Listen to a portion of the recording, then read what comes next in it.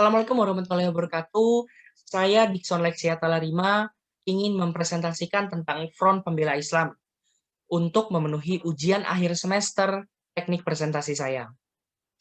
Sebelumnya kita kenali dulu yuk, apa sih Front Pembela Islam atau yang lebih dikenal sebagai FPI.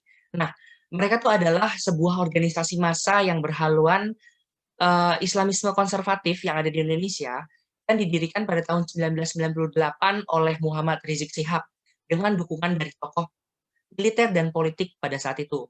Mereka tuh memposisikan diri sebagai sebuah kekuatan pengawas moral Islam melawan kemungkaran. Nah, di sini ada posisi-posisi FPI sebagai ormas yang kerap kali berseberangan dengan pemerintah. Saya ambil contoh satu. Pada bulan Mei 2006, FPI berseteru dengan Abdurrahman Wahid atau yang lebih dikenal sebagai Gus Dur, presiden kita. Pertikaian ini berawal dari acara diskusi lintas agama di Purwakarta, Jawa Barat. Gus Dur yang kala itu yang hadir sebagai pembicara sempat menuding organisasi Islam yang mendukung rancangan-rancangan undang-undang anti pornografi dan porno aksi disokong oleh sejumlah jenderal. Nah, di sini ada kasus pertama atau kontroversi sepak terjang FPI sebagai ormas. Nah, sepak terjang FPI sebagai ormas nih banyak yang kontroversial karena aksi-aksi kekerasan yang dilakukan oleh FPI dinilai meresahkan masyarakat, termasuk dari sebagian golongan Islam itu sendiri.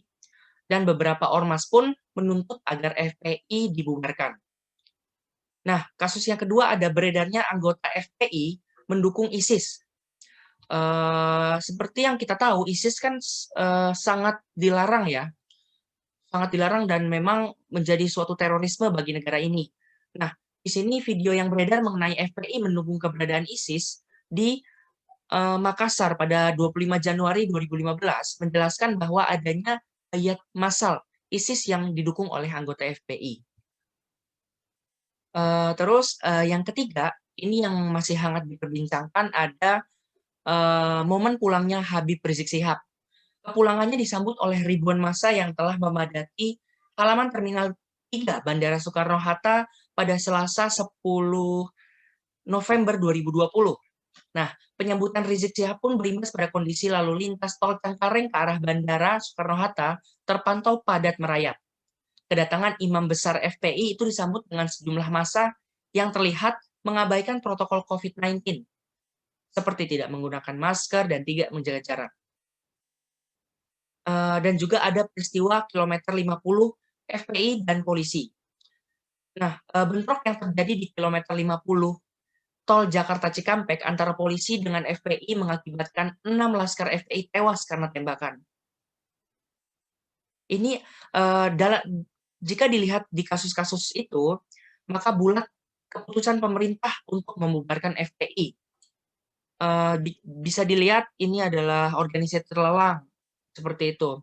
Nah, pada konferensi pers yang disampaikan oleh Mahfud MD selaku Menko Polhukam bahwa pemerintah resmi melarang aktivitas FPI dan segala kegiatannya. Hal ini disampaikan karena FPI sudah tidak mempunyai legal standing atau diakui keberadaannya. FPI sudah tidak diakui keberadaannya lagi.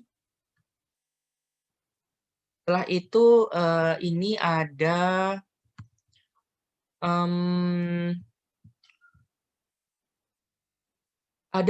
tentunya ada pro dan kontra pembubaran FPI itu sendiri.